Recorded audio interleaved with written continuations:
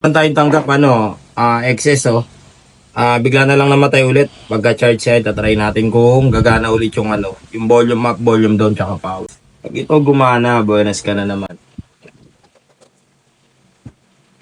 Yan na, nakita nyo? Gumana ulit. Ganun lang yung pagka nagahang. Ito, hindi naman tayo naniningil dito. Basta yung basic lang, inaano na natin yan, pinipre. Ito lang, pipindutin nyo itong volume up, isang pindot sa volume down, bitaw. Tapos saka mo didiinan itong power hanggang lumabas yung Apple logo.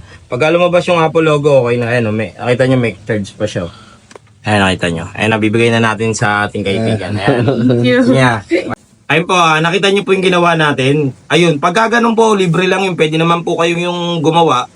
Kontakin nyo lang ako pag may mga tanong kayo. Ayun po, maraming salamat po. Palike na lang po ng aming Facebook page, Shiloh Marian Cellphone Repair Shop. At pa-subscribe and pa-follow na rin po sa TikTok account at sa YouTube. Pa-search po ka kung yun lang po. Maraming salamat po. God bless. Hey!